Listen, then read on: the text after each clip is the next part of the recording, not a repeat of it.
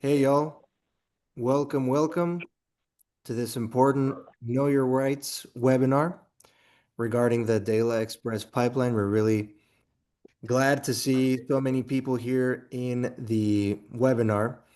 And yeah, this is a really important topic, a really important issue for a lot of people. So we're glad to see this turn out. Um, My name is Miguel Escoto. I'm based in West Texas, and I'm part of the Texas Easement Action Alliance. We're gonna dive deeply into that. But first, just to lay the ground rules, if folks can please mute, um, stay on mute until we get to the Q&A section. We're gonna do a Q&A section at the end. We'll facilitate that part. But we'll begin with a presentation. So if you can please mute, that way we don't have any echoes interrupting the presentations here. And if you can please use the chat to ask questions. The chat function Wait, there, why um, does my phone always? easily accessible there. Um, and we can start with some quick introductions through there, through the chat, Well, I have. um, just so that we get a sense of who all is here. So um, we will begin in just a second here, allowing for other folks to trickle in. But yeah, really important to stay on mute, to use the chat to ask questions. And again, we'll have a Q&A at the end, so don't worry. There will be a lot of time for discussion. Um, but we're at 6:02 now, so I will go ahead and begin. I'll ask Emma to go on to the next slide. Okay, so we're here to discuss the topic of the DeLa Express pipeline. Um, and we want to first introduce who we are and why this is important. So, like I said, my name is Miguel, and I'm part of the Texas Easement Action Alliance. Who are we? What do we do? We understand that it is better to fight pipelines together than to fight pipelines alone. This alliance was created by landowners, by Bold Alliance, and an organization that I'm a part of in West Texas called Project Amanecer or Project Sunrise. And our goal is to coordinate, organize among landowners that are targeted by the DeLa Express pipeline route. So a lot of folks here learned about this webinar because we sent you a piece of mail, and that means you are on the route or very close to the route of this pipeline, this very dangerous pipeline. Our model is not new. This easement action organizing is based on Nebraska and on what happened in Nebraska fighting the risky Keystone XL pipeline.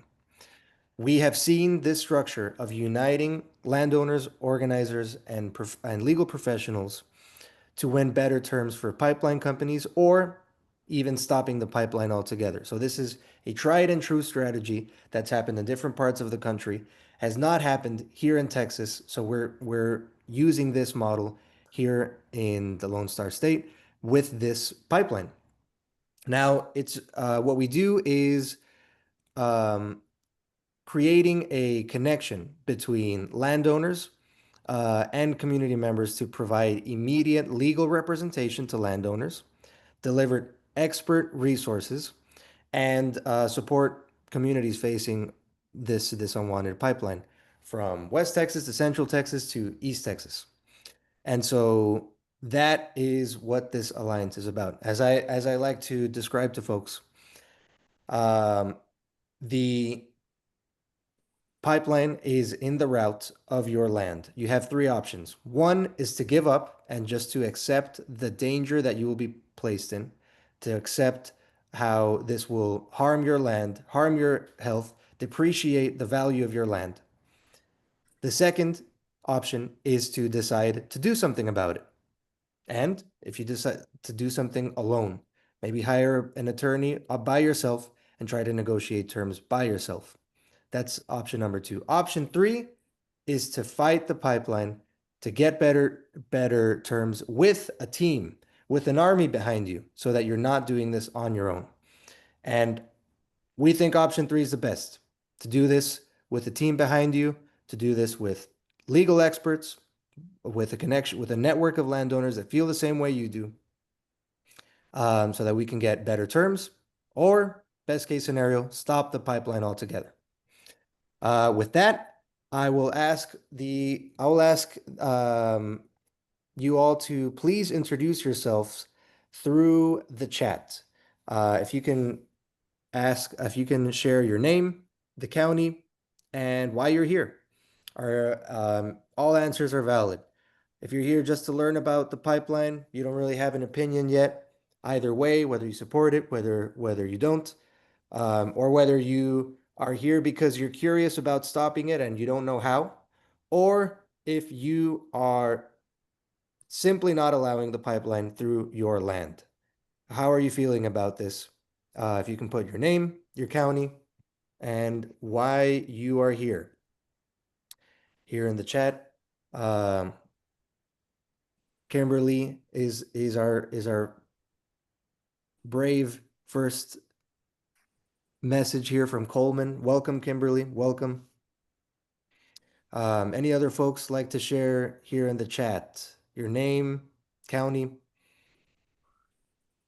Welcome, Mark. Welcome, Alyssa. Victoria, welcome.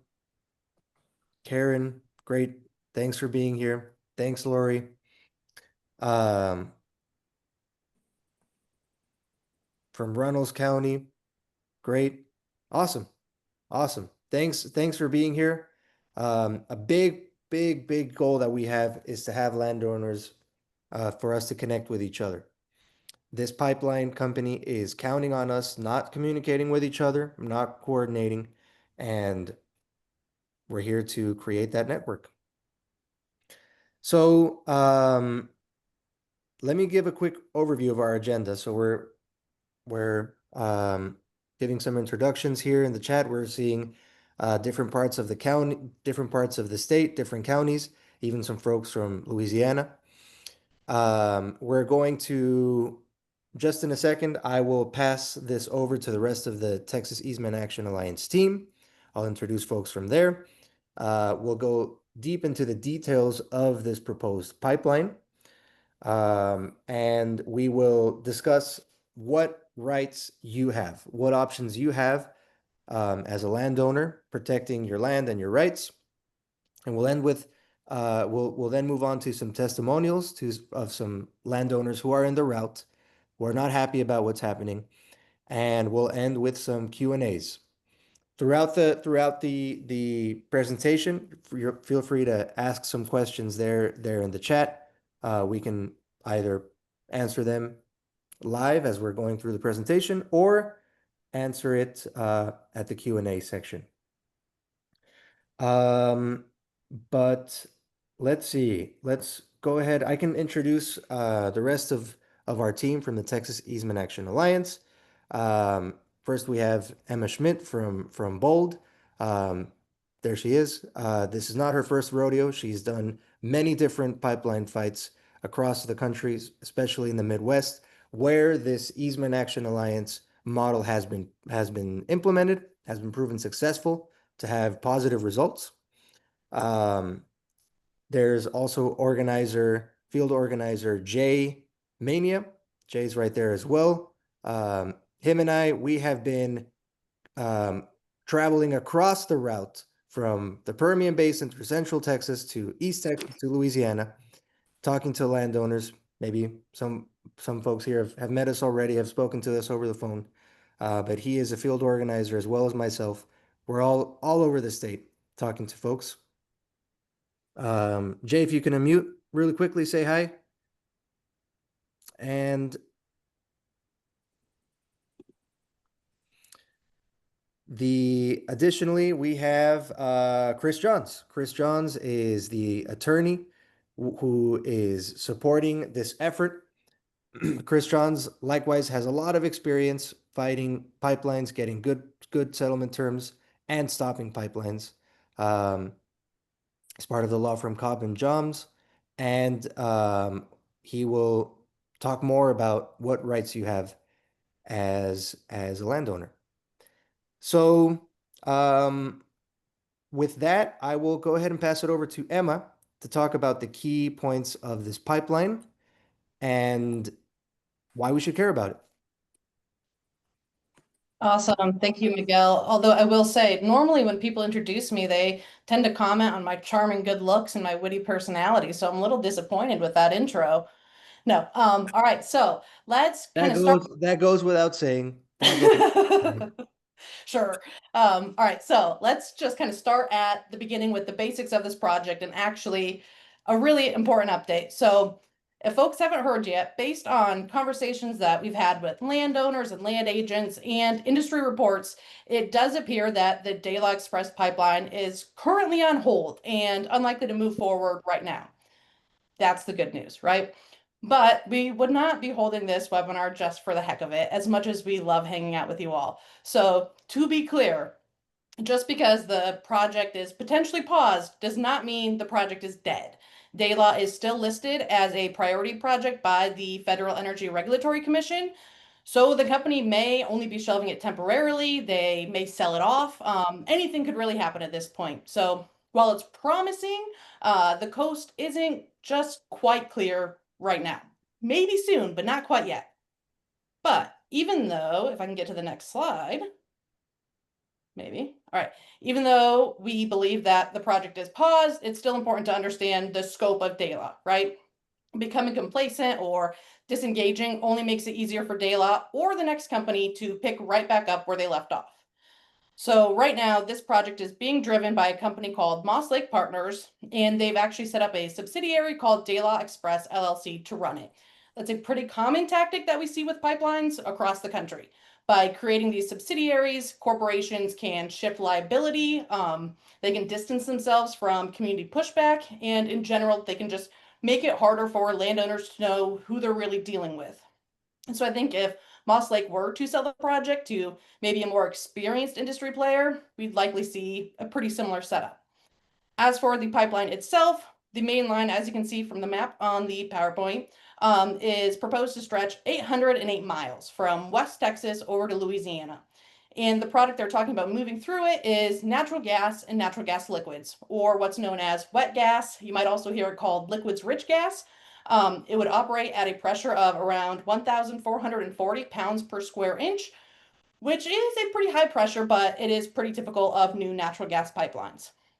It would be a 42-inch pipe, which is pretty massive, with laterals that range from 24 inches to 30 inches. And they're planning to move up to 2 billion cubic feet of gas per day. Now, it is really important to underline this point that I'm about to make. This pipeline is not being proposed to serve any of us, right? It's not about supplying energy to our homes or lowering our power bills. The purpose of this project is to export product overseas. That means this corporation and its wealthy investors get all the profits while the rest of us get stuck with the risks, which Jay will talk more about in just a minute here. But that's a pattern that we have seen over and over and over again with these kinds of projects lately. They come into communities with these glossy promises about jobs or energy security or what have you. But when you look at the fine print, when you get down to the brass tacks, the benefits all seem to flow to the corporations while the burdens land squarely on us. And we can see that quite clearly by looking at the footprint of this proposed pipeline, right? It's not going through the backyards of these corporate executives or their investors. It's going through your backyard. To build this pipeline, they would have to carve through more than 13,000 acres of land. That's farms, ranches, communities, waterways, all of that. And behind every single one of those acres is a landowner or tenant that is forced to shoulder the risk while a couple fat cats reap the reward. But like I said, all information from the fact that they haven't posted any news updates on their website for months to their filings with the federal government that have reported really no significant updates all year and reports that they've let go of most of their staff. All of that would kind of seem to indicate that the project is in a bind. But this is also not the moment, but this is also the moment when we have to be the most vigilant, because DeLa is not happening in a vacuum. Even if Moss Lake Partners shelves this pipeline for a while, the industry as a whole is expanding. And that brings us to the bigger picture, okay? So DeLa is just one of several major projects that are in the works. So even though this one seems to be paused, we cannot afford to take a step back. We have to stay vigilant, because this isn't just one company with one idea. This is an entire industry that's building out pipelines across Texas, meaning that even if DeLa doesn't move forward, which, I mean, they certainly could continue to move forward. Doesn't seem like it, but they could. But even if they don't, the same risks are still existing from a handful of other projects, which, if we go to the next slide, there we go. So if we can just kind of zoom out and take a look at the bigger landscape, like I said, this industry isn't slowing down. They're moving full steam ahead with other projects with the same problems. So for example, there's the Apex Pipeline project, which may also be being called Grand Prix or Speedway. It's kind of confusing, but it's being proposed by Targa and has already received approval from the Texas Railroad Commission. It's a 42-inch line similar to DeLa, 563 miles from the Permian to Jefferson County. Which we've also heard rumors that maybe this could be the next DeLa. Who really knows? Cannot confirm that, but that's what word on the street has kind of been. If folks have more information, would love to hear it. But then you've also got the Blackcomb project, which has Targa, Enbridge, Whitewater, and Marathon all teaming up. And it is, they're proposing a pipeline that's 365 miles from west to south Texas. And then finally, there's the Hugh Brinson project, which I believe used to be called Warrior, but it's being developed by Energy Transfer Partners. It's, again, another massive pipeline, 400 miles, being proposed to connect the Permian to Energy Transfer's pretty vast pipeline infrastructure near Dallas. And those are just the new projects being proposed, right? There are projects to expand capacity in the works for a handful of already existing pipelines. So kind of when you lay it out, right, it becomes obvious that DeLa is only one piece of the puzzle that is the quest to extract Texas's resources for the profits of a wealthy few, which is why it's so important that even if one project pauses, we don't, right? The build out isn't stopping, so neither can we. The only way we win and the only way we can protect our rights, our land, our water, all of it is by recognizing that this is bigger than one company, it's bigger than one pipeline, and it's bigger than one landowner. We've seen this before with projects across the country, kind of like Miguel talked about, when landowners stay united and engaged, the companies can't divide them. These companies want you to think that they have all the power, but that's just not true, right? Landowners together, when they stick together, landowners have the power. As an individual, chances are you probably don't have the upper hand against a $1 trillion industry that has spent decades stacking the deck against you. If you do have the upper hand, boy, let's talk. But most of you probably do not. But when a group of landowners come together behind a unified strategy, they can and they have stopped pipeline projects across the country. And in the instances where a project maybe couldn't be stopped, they've at least still had that power to negotiate the best and strongest terms possible to protect their families and their communities. And that's why we're here tonight, regardless of the project status, because if we want to be the ones that are calling the shots about what happens on our land or in our communities, we need to be ready to fight for it. And I think I'm hoping that's what we're going to be doing tonight. And on that note, I will do us all a favor and quit yapping and pass it back to Miguel. Thank you, Emma, for that important information. That last part is so key. The industry works in terms of corridors and laterals. There is a lot at stake, not just this pipeline, but for the industry as a whole. Myself and field organizer Jay Mania as well, we have done literally hundreds of calls at this point with a lot of different landowners, and a lot of the themes are the same. So I want to go ahead and pass it over to Jay to talk about what is at stake with this pipeline and with others that are on their way. And yeah, Jay, if you can take it away, how is this important for our land, water, health, safety? Yeah, I think it's important to know that you're not alone if you have concerns. Like Miguel said, we've spoken with hundreds of landowners across the route. And some of the big concerns are obviously property rights. It's important to know that once a pipeline runs through your property, your land becomes a targeted corridor for pipeline companies for years to come. Um, Landowners often start without any pipelines or maybe one small one, and in the span of a decade, they'll see that number increase to 4, 5, 6 pipelines, all stacked on top of each other, one after another, because they're part of the corridor. Another big concern is the potential negative impacts to water sources. A massive project like this has the potential for unnoticed leaks to seep into groundwater, forever contaminating it. And there is no way for Moss Lake to ensure that this won't happen. It's such a massive project, and they don't have the resources to make any guarantees and to guarantee the protections of our water sources. And then obviously another big risk and a big concern is the potential for explosions on a project this big. Obviously, an explosion is devastating for people in the blast radius. The amount of methane released is harmful to the health of people, livestock, and the surrounding areas. And it's a real risk. The continuous maintenance required for a pipeline obviously means continuous risk. Every time the company has to come back and dig up portions of this line or a pipeline close to it, that risk of explosion increases for a number of reasons, such as welding being done on an active line, the heavy machinery being used to dig around such a big pipeline like DeLa Express, and that's a risk that will be on the shoulders of landowners for decades to come, because the maintenance never really stops. So these are all valid concerns that a lot of people across the state have. And with that, I will turn it back to Miguel. That's right. Thank you, Jay. As you mentioned, you're not alone. And also that we know what we're doing at the Easement Action Alliance, which leads us to our next speaker, Chris Johns, who is an experienced attorney with on this exact issue of landowner rights and negotiating against pipelines and stopping pipelines. So, Chris, I'll go ahead and pass it over to you. Thanks for being on. Thank you so much, Miguel. And good evening, everybody. It's good to see so many of you on the call.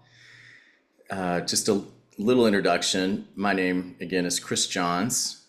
I've worked on eminent domain cases, landowner rights cases since 2007. So I guess 18 years at this point. I taught the eminent domain and private property rights course at the University of Texas at Austin for 7 years, and have really enjoyed representing landowners across the country. We've had a lot of success in multiple states: Oregon, Virginia, West Virginia, North Carolina, stopping pipelines completely. And maybe we won't go so deep into that tonight, but just there are a lot of things going on in these pipeline fights, and I'll just give a real brief overview.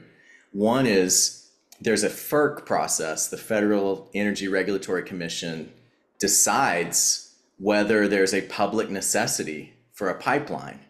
And so it'll hear from landowners. Obviously, the sponsor of this pipeline is going to be saying, hey, there's all this need for us to build this 42-inch pipeline. And if you don't know how big 42 inches is, imagine a regular size hula hoop. That's how big a pipeline 42 inches is. And so they're going to be saying, hey, there's a public necessity for this. But what tends to happen is landowners many times don't really organize together. They don't act together as a team. They don't have a voice or a common set of voices to talk to FERC to say, hey, this is why this shouldn't be granted. So one part of this is the FERC process. And now I'll talk about a couple of other rings in the circus. There's also the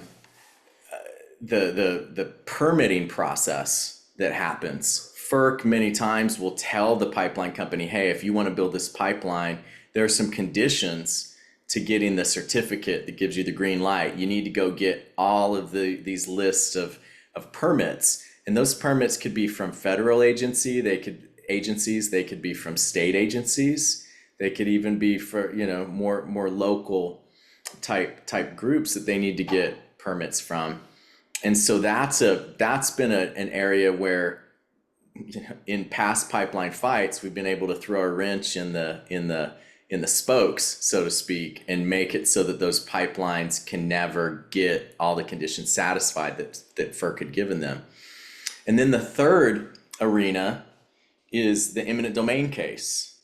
And that's, if FERC gives a certificate, gives the green light, says, yeah, there's a public necessity, they will then have to go to court and actually take people's land. And they usually don't take your whole property. They'll take an easement that'll be, certain width wide, and people for the pipeline company, as Miguel mentioned, will be able to go and inspect that. And so you lose a lot of your privacy. And properties with pipelines on them, especially depending on where they go through your land, don't impact just the fact that you lose this strip of land. It also affects the value of your remaining property. So if you say you own 100 acres and it only goes through 1 acre, well, guess what? That pipeline has affected your 99 other acres. And so there's a bit, and it's made your 99 remaining acres less valuable than they would have been if there'd been no pipeline there. Buyers looking out there and saying, hey, do I want the 100 acres with a pipeline on it or the 100 acres without a pipeline on it? They're picking the one without the pipeline every time if all the other things are equal. So anyway, pipelines devalue your property. And so if we are talking about an eminent domain case, that's something my firm handles. We do it every day, and for landowners exclusively. We never work on the pipeline side. We never work on the taker's side. We are always working for the landowners. But if we're already talking about eminent domain and we're in the eminent domain context and we haven't been able to shut the pipeline down, that's usually just going to be a debate about money. Like how much is it? And so I want to talk right now about something that happens before any of those processes really come to a conclusion. And that's survey access. Do you let the pipeline companies, folks, get on your land at all? And I want to tell you right now, a lot of people are not familiar with what their rights are. They think, if some land agent tells me I have to let them on and have to give them permission to survey, I want to tell you, there's a good argument that you don't have to do that. There was a Supreme Court case, U.S. Supreme Court case from 2021 that raised this issue that's a little bit similar. It's a little different situation in that case, but it said that the landowners did not have to allow labor organizers to come onto the land to be able to, organize the people who were doing the farm work, because it said anytime the government forces you to let somebody onto your land, they're giving permission basically to come onto your land, and if you can't tell somebody whether they can come onto your land or not, do you really have good property rights? The Supreme Court said in that particular case, 6 votes to 3 said, hey, that's a taking, and there should be a payment of compensation to even let somebody come onto your land in that case. Pipeline company may argue, hey, that case doesn't apply in our situation. We've got a different law that lets us do this. But I'd tell you that my firm, other public interest law firms who really care about property rights, like Pacific Legal Foundation, other organizations, would love to have that fight in court. And so I would tell you, don't let them on your land. Get in touch with us, join the easement action team, and let us prevent the pipeline company from being able to even come on and do surveys of your land. Because, the first step one of the first steps to actually building the pipeline, they need to know what your land looks like. They need to understand the topography. They need to understand what water features, for example, they need to avoid as they're putting in their line. And so one of the things that you can do to make it more difficult for the pipeline company and for the pipeline in general is to tell them no. Just say no. You don't have to let them on. They might tell you, oh, this is the best deal you're ever gonna get. We'll pay you something for it. Just say no. It's your land. You don't want to let somebody onto your land who has intentions to devalue it. So I would tell you, don't let them on. Emma, could you flip to? Yes. Okay, great. So one of the points here is that eminent domain rights haven't been granted for the pipeline. FERC has not given the green light yet. They've not issued their certificate. So they don't have eminent domain power right now. So if they say they've got it, they're not telling the truth. There has not been a certificate issued saying that they have the power to take your land. And so two things. One, as far as survey access, letting people onto your land to inspect it, check it out, look for archaeological things, environmental things, figure out the topography of your land so that they know where to put the pipeline. Tell them no. And also know that they haven't gotten permission yet. So you don't need to let them onto your land. In Texas, unlike some of the other places where we've shut down pipelines, people really do care. We care about property rights here. We care about our privacy. We care about who gets on our land, and I'm just inviting you to know what your rights are, stand up and tell people no. So with that, I'll be happy to answer some questions. And if somebody says, if they say, hey, we'll take you to court, I'd say, great, let's do that. And we'll see you there. And we'll have good arguments for why they can't get onto your land. And we've got a great team to do it. Folks at my firm, folks at Pacific Legal Foundation, folks at Institute for Justice, who have had very good track records standing up for landowners in these cases. So tell them no, and if they take you to court, we'll be ready for them. I'll pass it back. Awesome. Thank you, Chris. Yeah, I love that attitude. Let's see them in court. Yeah. Really quickly, a question here and we'll go deep into the Q&A section in just a bit. But a question from Rosa and Bronson Clay about the needing an eminent domain attorney there in Walker County. Can you just really briefly explain the logistics of how people would join the Easement Action Alliance and how it would be multiple landowners that would be able to chip in and hire you as an attorney, and therefore that you would represent multiple landowners as a collective, as a negotiating block, as it were. Can you explain that logistic? You'd like me to explain that, or is that for Emma? Miguel? Whoever, if you'd like to take that. Oh, no, go ahead, Emma. If you want to take that one, I'm happy to help out though. Sure. So, well, first of all, we do have an interest form. So if you're interested in joining up, we will put that link in the chat. But essentially the way we've done this in other states and other pipeline fights is by, having one attorney that represents a whole group of landowners. One, that attorney then knows all there is to know about the project, right? You kind of have your own expert on speed dial. But also it is able to bring the costs down because, you have multiple people then fighting the project, multiple people paying the bill. So instead of, getting stuck with, I don't know, it could cost upwards of $50,000, $100,000 to try and fight a pipeline on your own. But when you come together as a group of landowners, that cost is significantly dropped down because all of you are pitching in, and that's just how the math works out. Does that kind of answer the question?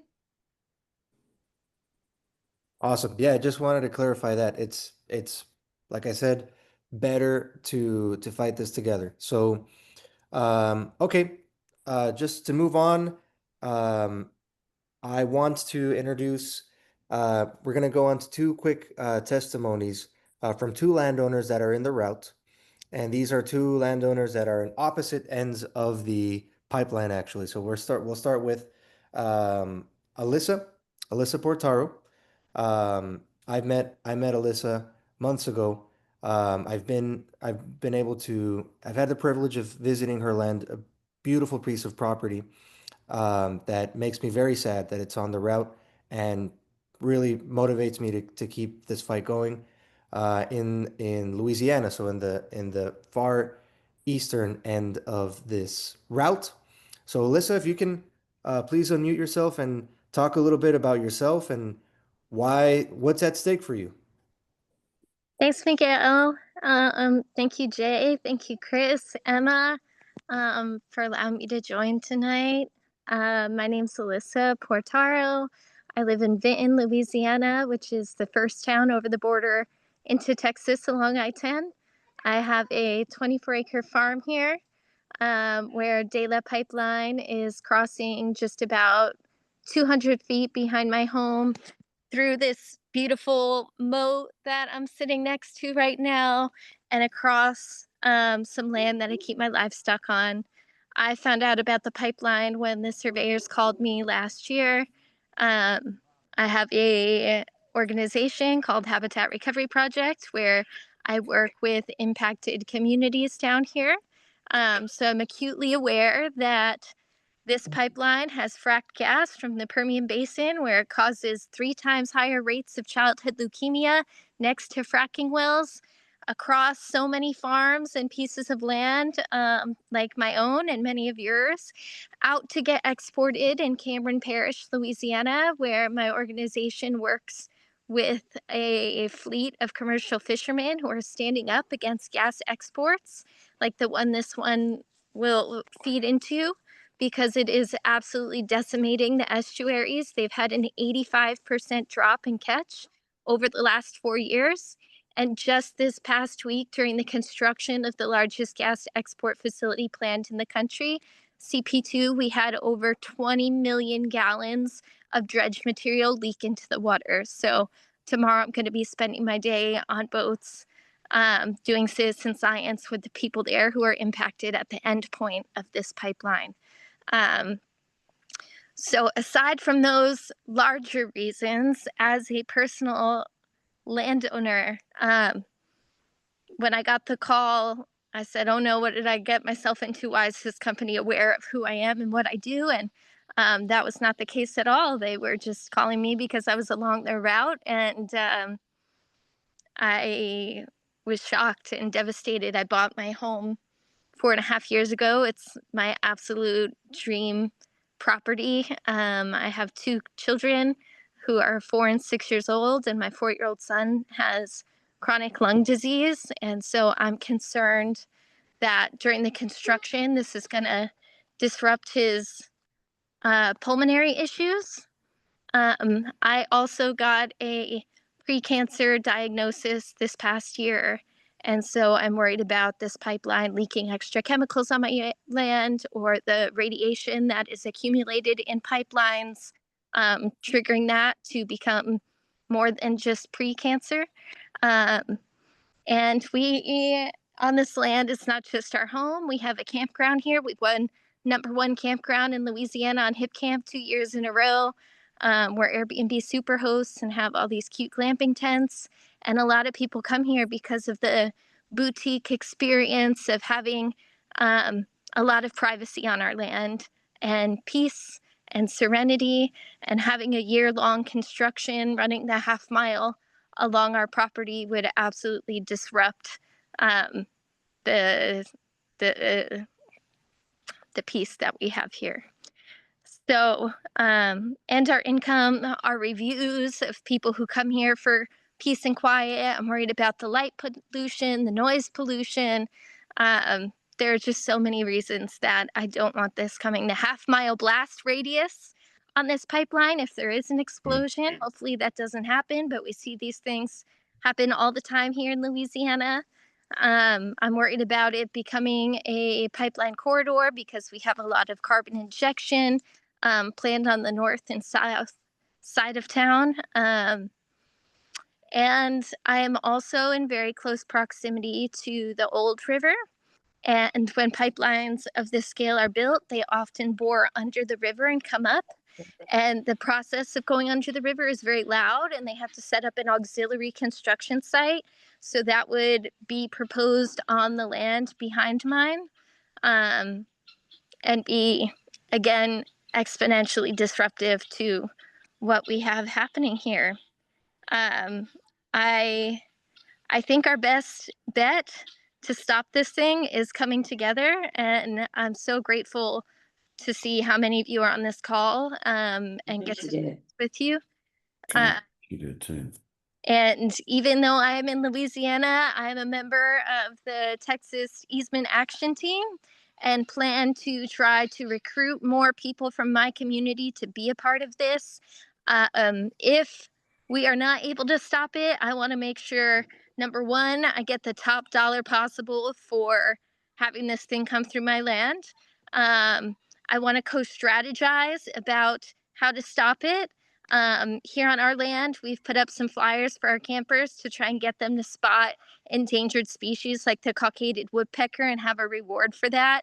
Here in Louisiana, the people who have been most effective at shutting down projects have been the bird watchers who went spotting an endangered species. The companies have to either move the project or put extra mitigation, which costs money on top of that. We've also recently registered our giant beech tree to the champion tree list, and have just been doing little certifications to better fortify ourselves against this thing. I've been talking with other farmers who have had pipelines come through, and they've been giving me a lot of tips and tricks to like build fence, even if it's cheap, with T-posts along the route, because you can charge them for that. Plant flower bulbs that you could buy on discount wholesale, because we could charge for that. So in this group, I want to see if we can co-strategize about those things too. And then ultimately, I also want to make sure that if it's built, we are able to negotiate to the highest level of safety, because I don't want to have to move. I don't want to live in fear about what this might do to my livestock, to my children, to my community and neighbors.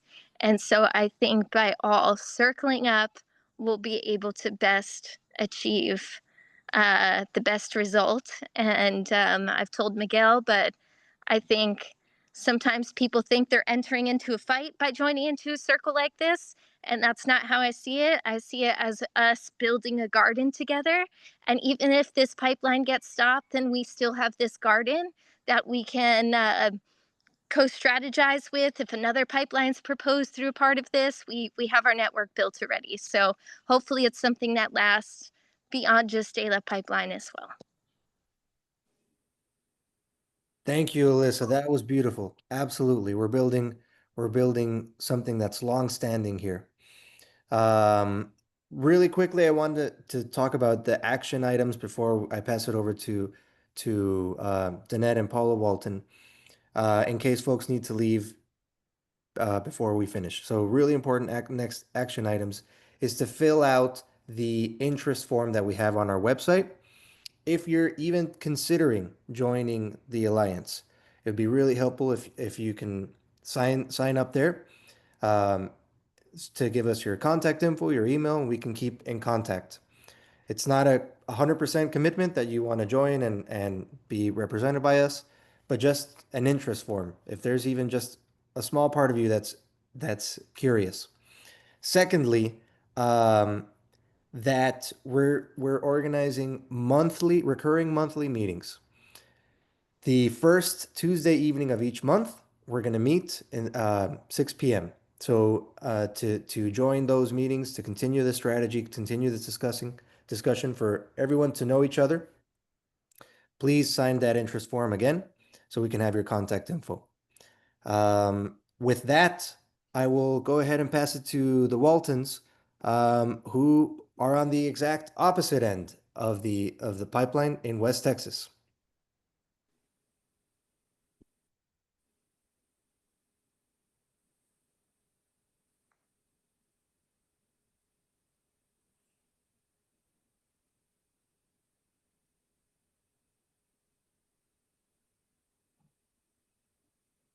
I think you all are still muted. Okay. Okay, I'm sorry. Hello. We're from the West Texas part. Hi. My name is Paula and this is Danette Walton. Um, we actually call ourselves, along with our two boys, we call ourselves the Walton Ranch Refugees. This all started in April.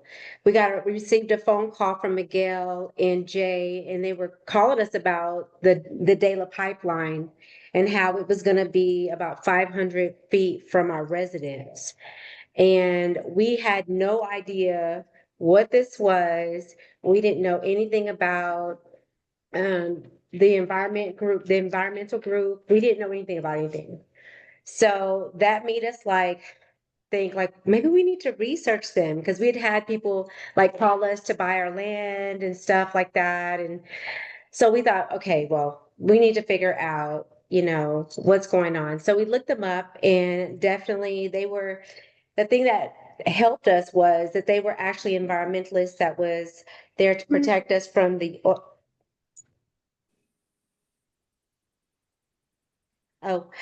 were environmentalists there to protect us and protect us from all the pollution from our water, our air, from the oil and gas productions. But we have been having so many issues, health issues that were just so strange. It made us want to call them back to ask them some questions about their environmental group. So as we talked to them and told them our health issues, they started saying, that sounds like a leak, we can come out there. And I'm like, wow, I mean, I was by the grace of God that they came out, they came out, they looked around and they saw like seeping, I mean, they saw like pipeline gas seeping from the ground, hissing. They found so many different hazards and they were like, you need to call TCEQ immediately. And as soon as we did, they found exactly what they were saying that was going on.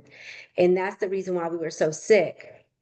My 9-year-old son started having seizures. This oil and gas stuff is nothing to play with. It's nothing to play with. Like your children, you don't even know all the things that can happen if it's in your water, if it's we don't know, and it could be harming other people from other people, not just us. But we ended up having to go to the emergency room because Danette's chest was tightening. She was like feeling she's gonna have a heart attack.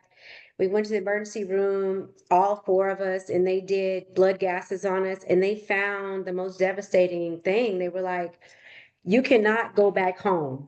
You have more toxins than oxygen in your bloodstream. If you go home, you will not wake up. You may not wake up. Like that, it's like a very high possibility that you will not wake up. I can't tell you you can't go home, but I'm just telling you, please, like find somewhere else to go. So TCEQ told us that it could take possibly 3 years for them to clean up whatever is going on. So we didn't have 3 years. What do? We stayed in a hotel. We got back in touch with Miguel and Jay, and we stayed in a hotel for about a month. Yeah, it was a month.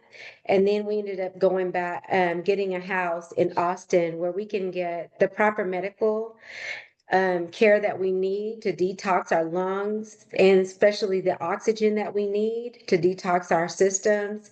My little boy with seizures, his seizures are not as bad. It's just things are looking up for us. But if we want to go back, we would love to go back home. But if they put in that pipeline, there's no way we're going to be able to go back. We cannot put our family, our anybody in that position. So we're definitely going to fight that 100%. And it's just so sad. I mean, this is what happens to a family whenever oil field production goes unchecked. And that's exactly what's going to happen with this pipeline. It's under the radar. No one really knows about it. No one told us about it. So I just want to tell Miguel and Jay, you guys saved our lives. If we would have never got that additional call about this pipeline, we would have never like figured out that our health was because of the gas, that was failing. So we do appreciate and thank you so much for that. Yeah, Thank you. thank you for sharing that. Thank you for sharing that, Danette and Walton. Danette and Paula. I put video evidence of what they were describing. We used the optical gas imaging camera that's able to visualize these emissions about what was happening at the Walton Ranch. So that's in the chat as well. But it's the danger of oil and gas when it goes unchecked and when we don't organize. That's what happens. So I'm really glad you all were able to leave, and hey, let's fight this thing. It's our health, our property, our environment is more important than their profits. So I can go ahead and start the Q&A section. We can start this with just if you can drop your question here in the chat, or if you want to raise your hand, we can begin that. We can begin that portion.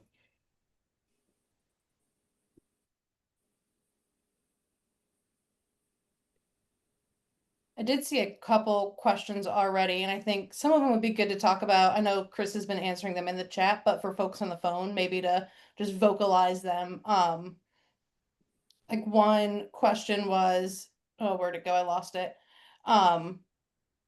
Just regarding the what if there's already an existing pipeline easement on the land, and they're planning on using that existing easement? What is the issues then? Chris, can maybe talk about that out loud? I know you already answered it, but folks on the Sure. phone.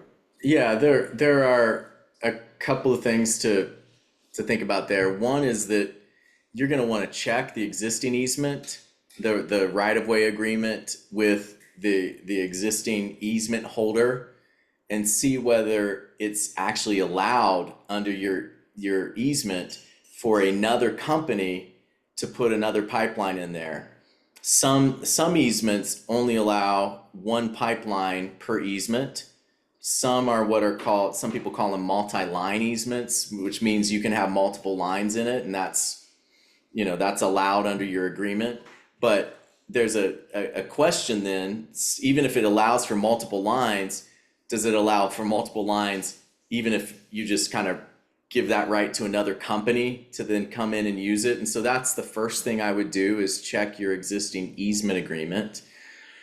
If DeLa, for example, could use that existing easement, I think they're gonna have a good argument that, hey, we're not gonna have to pay you a whole lot in compensation for putting this additional pipeline in, because the real damage to your land was done when the first pipeline went through, and we're just stacking one next to it, and that doesn't really cause you a whole lot of extra damage. So if you don't want pipelines on your land, and I get that some people are fine having pipelines there, they've never had a problem, and I would say that's fortunate. If you've had multiple pipelines on your land and you've never had a problem in decades, you're lucky. I mean, you're one of the lucky ones. A lot of people do have problems. I have maybe I've got a skewed perspective because I'm a lawyer, and so people don't tend to come to me when everything's going hunky-dory. They tend to come to me when things have gone badly.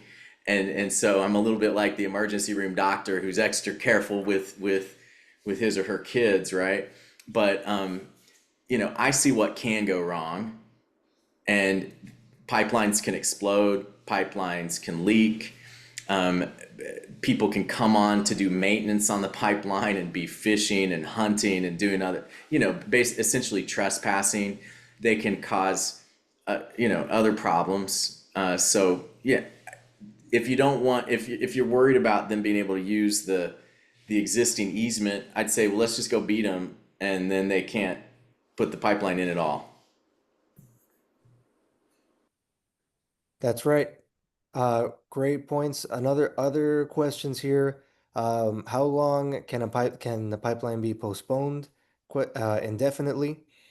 I want to hand that over to Emma, who's had experience with a lot of different pipelines across the country. But my response to that um, would be that um, regardless of what happens, the best thing that we can do is be prepared to have our network established, to have our alliance really on solid foundation, so that because this isn't the last pipeline that they're trying to build. And but yeah, Emma, how would you answer that? Yeah, I mean, it really just depends on the pipeline, right? Like there are certain instances where we've seen, just a little bit of resistance has been able to stop a pipeline where they completely, pulled the plug and announced that they were canceling it. In other cases, it's been more of like call them zombies, right? Like they aren't really doing anything. They're not pursuing any attempts to move forward with their project, but they also have never announced that they're officially done with, right? Or like things like Keystone XL, we still constantly hear about, rumors that, okay, they're coming back, it's all starting up again. And so it can certainly be postponed indefinitely, but we prefer when they actually will announce that, like, okay, hey, we've had enough, we're just going to stop this project. And yeah, let's hope that's the case here. I mean, obviously, we're already seeing that DeLa seems to be in a shaky position, and hopefully, we'll just kind of get the news here shortly that they're pulling out. But who knows? It might go on for years. Right, and a big factor for this company is financing. This is a billion-dollar project. Far as we know, they do not have this financing yet. So the more we have organization and the more we are part of this movement, the more unattractive this pipeline is for potential investors. So even more reason for us to continue working together. There's a lot of questions here. We're 3 minutes to the hour. I want to just remind everyone about the important next step, and then continue to more Q&A for folks that want to stay on longer than 7. But the most important action item you can take right now is to sign the interest form. Fill out the interest form that we have on our website. I've sent it in the Google in the chat here again, but it's important so that we have your contact info and that we can invite you to more events like this, so that you can any updates we have about the pipeline, we can share it as fast as we can and communicate with each other. So that's the most important action item you can take this evening. And with that, let's continue with some of these questions here. Um,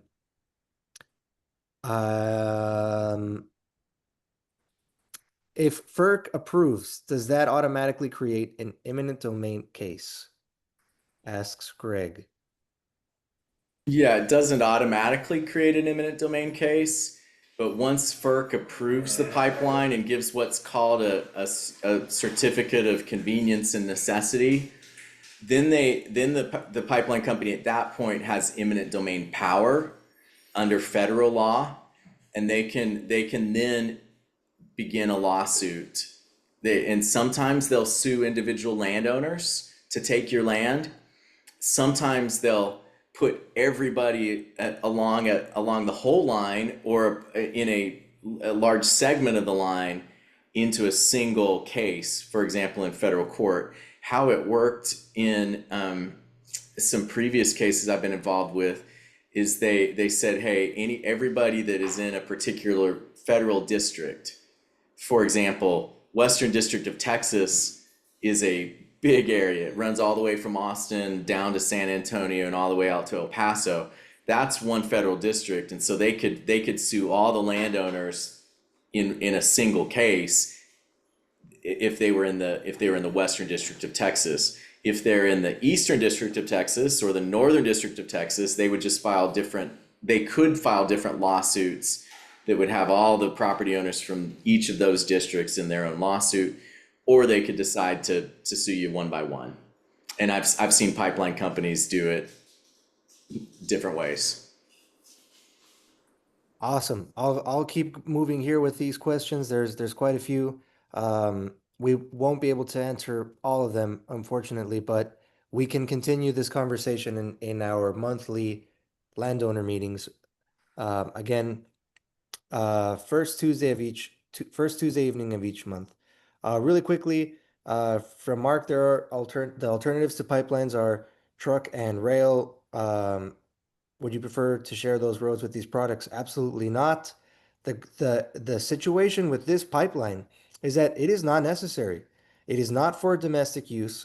No American will benefit from this. This is just for excess gas that the industry has that they want to ship out to Asian and European markets. So best alternatives is this pipeline doesn't need to happen. Rosa and Bronson Clay here. My land backs up into the Sam Houston National Forest. How difficult is it for the pipeline to go through a national forest? Great question. Chris or Emma, is there any precedent to having public land There, be sure, there is. It's harder. It's going to be it can be more difficult, but some of it depends on which which administration is in charge when that happens. I mean, it might not be surprising to you that a Republican administration, it may be easier for the pipeline company to get the permits it needs to go through federal lands than under a Democratic administration. There was a pretty famous case that went up to the US Supreme Court for the Atlantic Coast Pipeline when it needed to cross a certain area of national, federal lands. And so, yeah, it does make it harder, but it's not necessarily a roadblock, but it is something that they would need to get over. Yeah, that is a really important flag from the Clays there. It'd really be great if we can continue that conversation because it's a big way that we can get the public involved. Not just landowners, but I'm at like all of the different Texans that really care about the national forest to get involved. We all have a stake in that sense. Um, I mean, something that was described here that Roy mentioned that I want Emma to talk about so that we can explore what is possible in if we fight. I know Roy says I know it's probably laughable, but it would be really nice if they can get the pipeline built. We landowners could share in the revenue forever, just like landowners who have wells drilled on their land. I think Emma, if you can talk about what is possible in other contexts, what has happened. Yeah, sure. So I mentioned this in the chat, but for folks not following along there, in one instance, we had a pipeline in Nebraska, a carbon pipeline that there was just no way, no legal means of stopping it. And so we came to terms with the company and we presented them with what we call a community benefits agreement. And in it, we negotiated all sorts of better terms for landowners. And one of those things that we negotiated was a share of the profits. So for every X amount of carbon that they move through that pipeline every year, every landowner on the route gets a percentage of it. So that's kind of basically what they were saying there. And along with that, we negotiated a lot of various things, better safety conditions, more just transparency to the public about, sending notifications, things like that. So people are actually aware of what's going on. And those are all really basic things that you would think kind of are common sense and that should just automatically come with a project that's going, through your backyard, but they don't. And so we can certainly fight for anything like that. And I'm sure there's plenty of ideas out there that we've never even considered that we could bring to the negotiating table if it ever came to that point. Absolutely. And then Alyssa asked about schools in the route. That's something that Jay and I were looking into. Oh, Chris, do you Yeah, Miguel, just real quick, and just to be clear, Emma, you may have said this. Yeah, with this particular pipeline, that will never happen. They will never. Like it's very unlikely that they would give us, some kind of royalty for landowners going forward. It's why they use eminent domain power usually is because they want to privatize their profits and they want to socialize the burdens, right? And so they want to pay you one time and never pay you again. And that's, you know, that's part of why it's really important to get it shut down so that we don't have to deal with the fact that they're going to pay you one time for using your land potentially forever.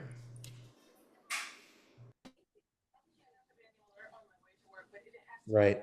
Okay, yeah. Going back to the schools, Jay and I were looking into Jay was looking into this. Can you talk about that, Jay, how what you found? Yeah, so I'm not entirely done with the route, but at about I would say 60% uh into the route, there is over 75 schools that are less than 5 miles away from the actual pipeline. Uh, there are several daycares and public schools that are, I mean, quite literally on top of where the proposed route is. Um, so again, not entirely done with that full analysis, but the numbers are striking in terms of how many kids are in proximity to this massive project. I went to go visit one of the schools in Liberty, Texas to see the route, and it crosses in between the school and the road. And the school is backed up to a bunch of forested acreage. So if there was an emergency and it runs along the only road to this school parallel, there's no safe exit route or place for emergency vehicles to get in. And you would think that they would not do that to a brand new elementary school, but um, it's terrifying as a parent. Yeah, there's a few other places that happens to as well. Like the only road that emergency responders can use is like directly en route of the pipeline. So poor planning. Right. Another question here from Craig. If the company sues you, can they just take away your property for free? Um, how would you respond to that, Chris? Because that's a fear tactic that they're trying to implement that we've heard a lot. Yeah, they'll tell you that they won't have to pay you anything for it. That's false. The federal and state constitutions require payment of just compensation whenever there's a taking. And that includes not only the value of the land that was taken for the easement, but also includes the impacts that it has on your remaining land.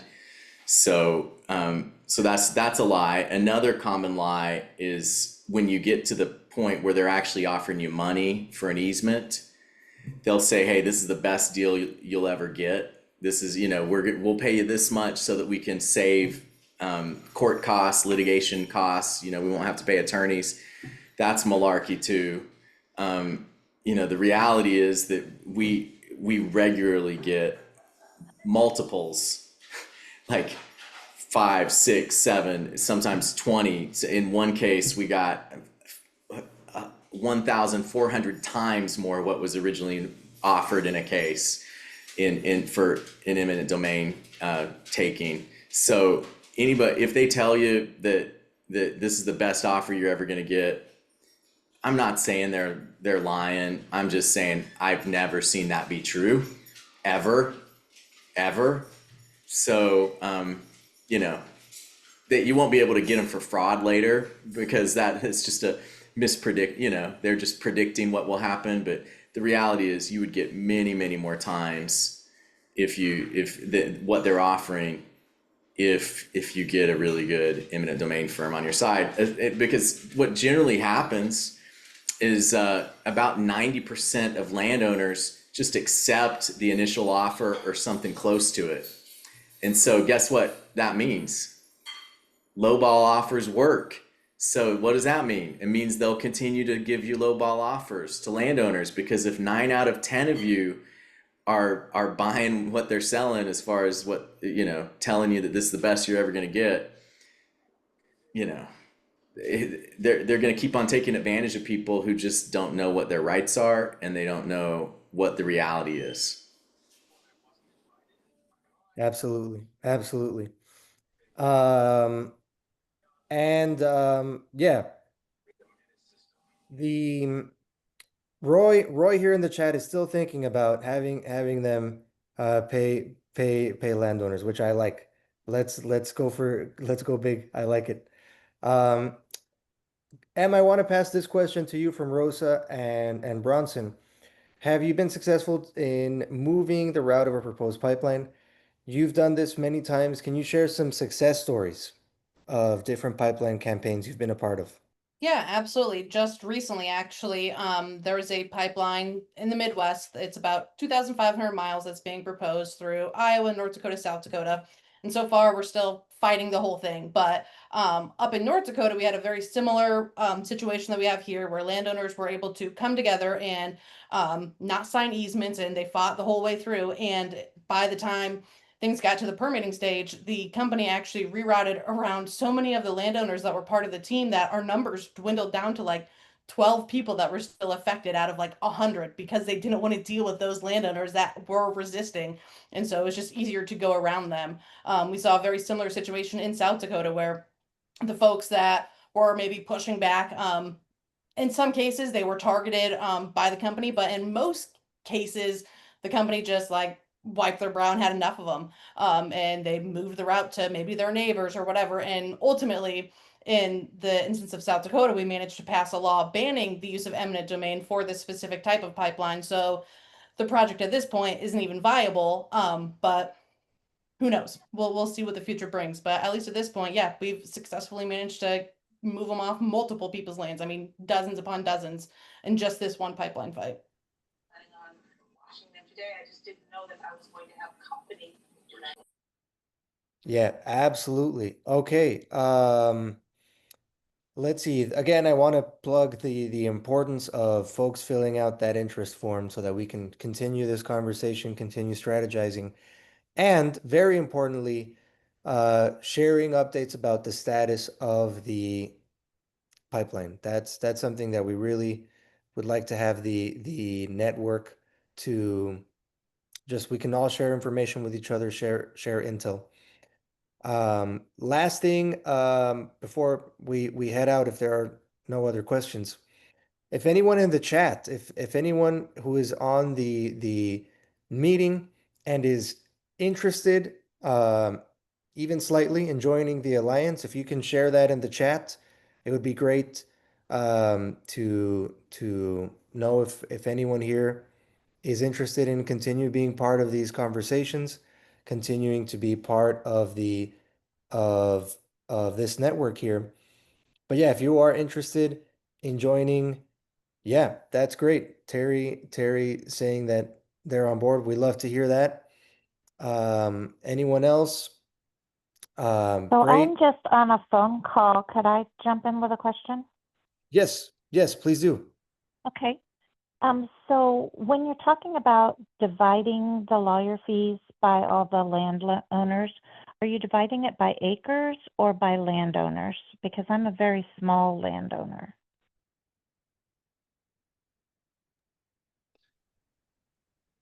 Yeah, I'll pass that over to Chris or Emma. How would that work? Yeah, it's a really good question. The way that we've typically done it is just by landowners or landowner groups. For example, if you own it by yourself or you own it with a spouse, then that would be considered one landowner group. Yeah, and so we just everybody to participate in the easement action team pays in the same amount, and that covers the land that they own. Okay. So I probably won't join then. I'm a very small landowner. Understood. Yeah. Okay. Thank you. Yeah, and either way, I think it would still be helpful if you can join our monthly meetings. I didn't catch your name. What was that? What was your name, ma'am? I'm Cheryl Cook. Yeah, Cheryl, if even if you're able to join our monthly meetings, I think it would be great. That's at our website, txeasement.org. Okay. Yeah, and one other thing, Cheryl, is that, one of the things that's great about coming together as a group is that the investment's pretty low per landowner group.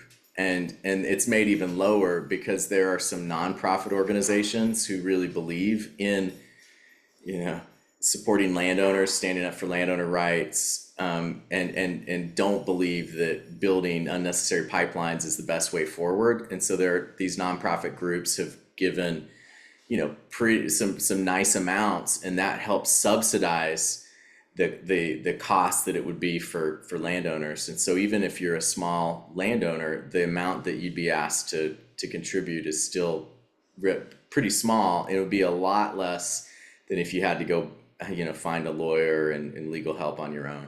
So I get that you might decide that it doesn't make sense for you, but I think for most people, it's going to make a lot of sense, because by teaming together, it helps spread the costs. And then we also have these other nonprofit groups that are helping fund the costs, so that the landowners don't have to even, you know, pay 100% of it. So if I fill out this interest form, I have no obligation. The interest form is just letting us know that you're interested in getting more information, and it is not bind you to anything. It's just the only thing it binds you to do is giving us permission to contact you to give you more information. Okay. That's Thank right. you. Another thing I want to highlight there in the chat. Someone asked how they can find how many pipelines are on their land, and Emma shared a really helpful link there. Really helpful link. But yeah, absolute. There's no commitment filling out the interest form. Filling out the interest form. Any other questions? There's a question from Mark. Is this call intended to drum up business for Chris and Emma to fight the pipeline? I mean, it's not intended to drum up things. It's intended to be a resource to be able to help folks. It's part of what I do and going to court. And so it's really been something that's organized at the request of other landowners to try to make it more economical for people to get good legal representation. And so, you know, some of the landowners expressed interest in doing that and going and finding other people who are dealing with the same problems.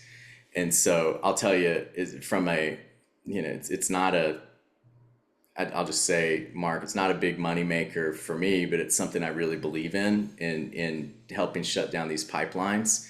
As an eminent domain lawyer, I actually make a lot more money when it actually goes to eminent domain and we help people get more compensation.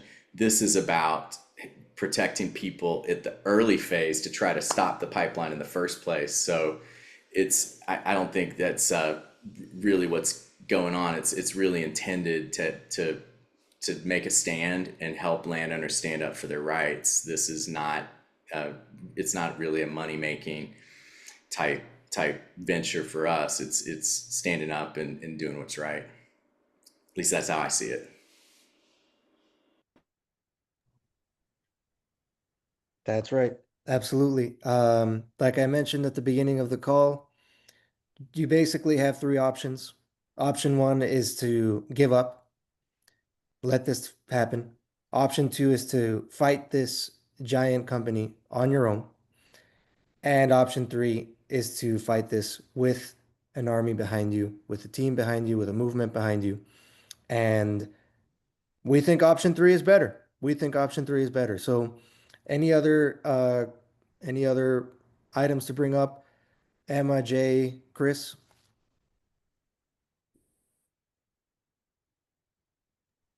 Okay, again, sound like a broken record, but please fill out that interest form. No commitment. Just sharing your contact info so we can keep you updated and keep this movement going.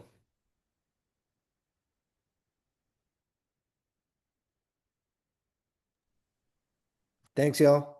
Have a good Thanks, rest y'all. of the evening. Bye.